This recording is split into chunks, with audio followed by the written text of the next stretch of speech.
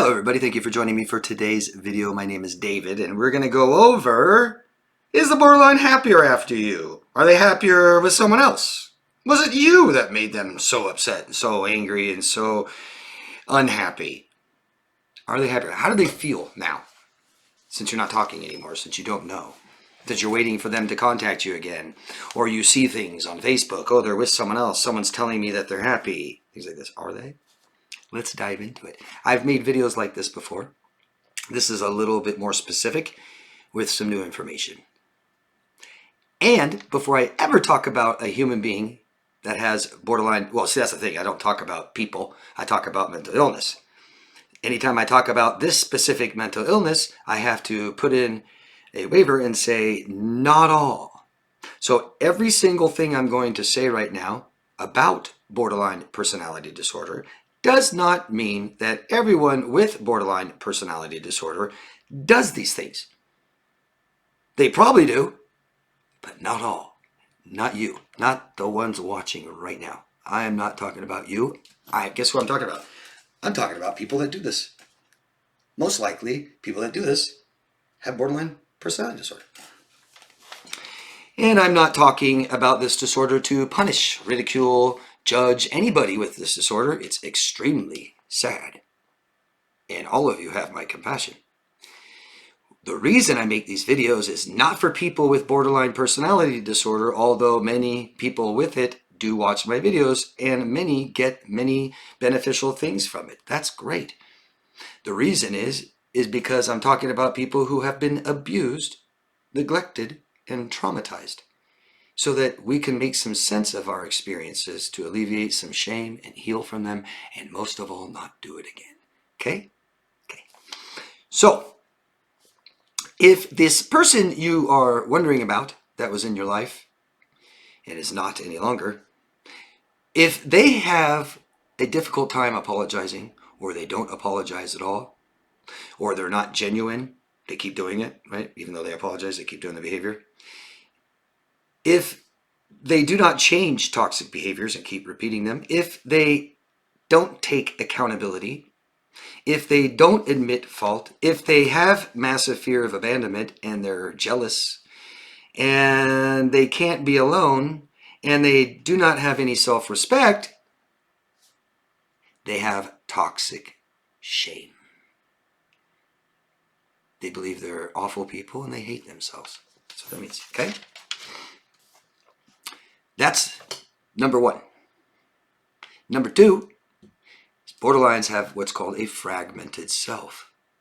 Consciousness means awareness. Awareness of who I am. I always use the reference, and many people do, of an iceberg.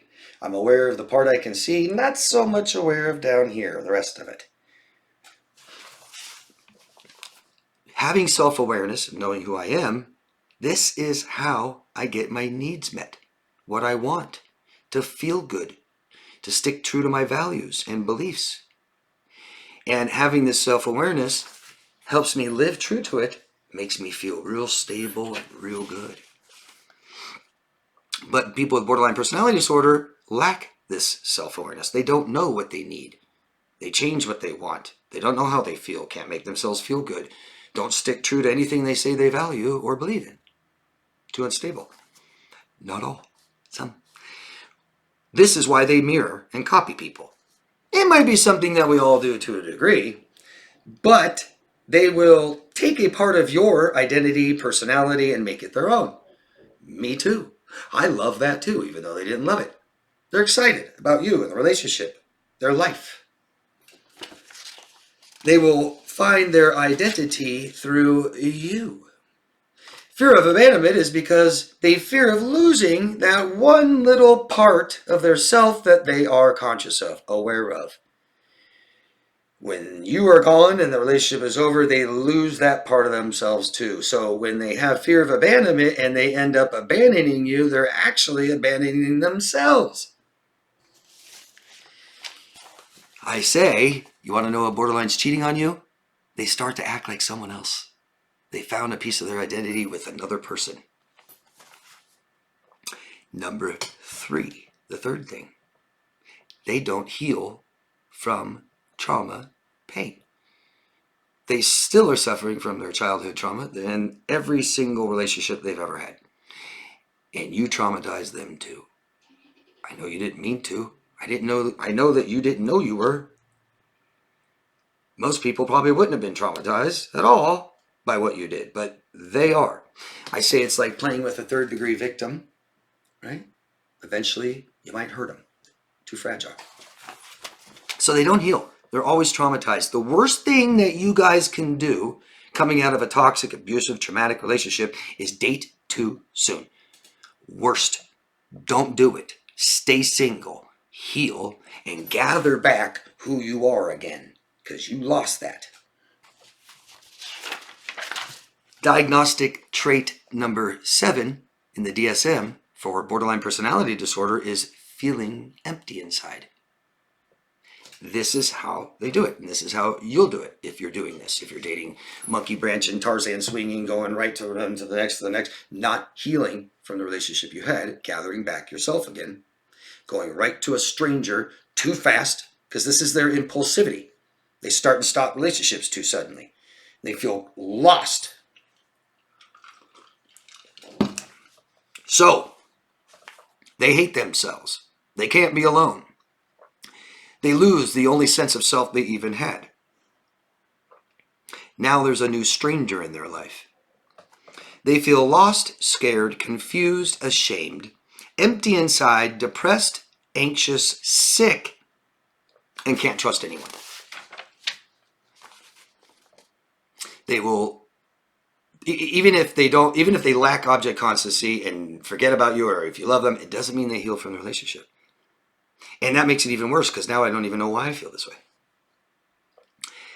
Happiness, something that is brought up so much. The word is brought up so much in this stuff, in my videos and questions you guys ask. AI overview, because it really doesn't matter who says this, and maybe you have your own definition of happiness, but here's one. A complex emotion that can be defined as a state of well-being, contentment, or joy. It can be experienced in a specific moment, such as when good things happen, or more broadly as a positive evaluation of one's life. This is not how we feel after loss. And I know all of you get depressed after loss, especially this loss, immense. We lost part of ourselves. The biggest reason we get depressed after loss is because they're gone and we don't like ourselves very much. Become very critical. And the borderline hates it. It hurts so much, they go right to somebody else.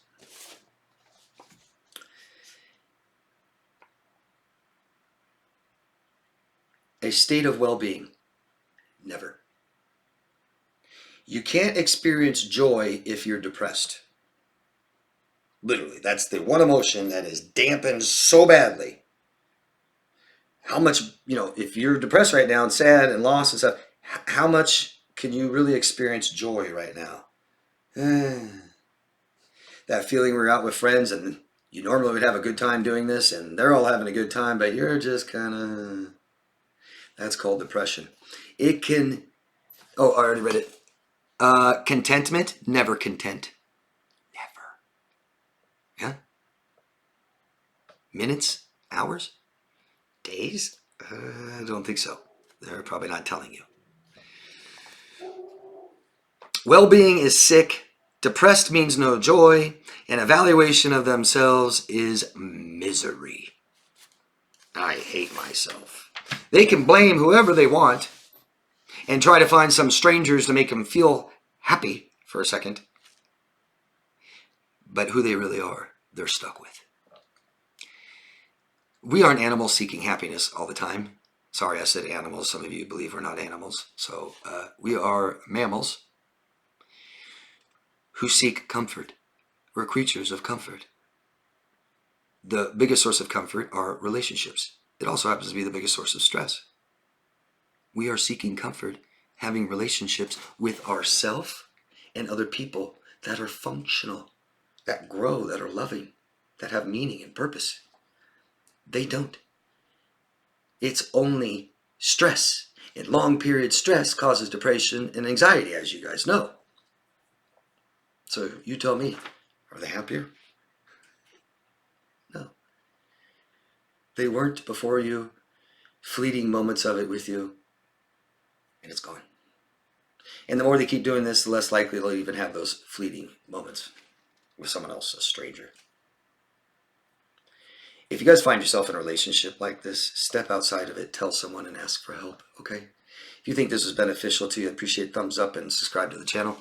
But ask questions, ask me anything you want, and I really appreciate you sharing your own experiences of things like this. And add in whatever I left out. There's plenty. Thank you, all of you. Love yourself first, and I'll see you again later.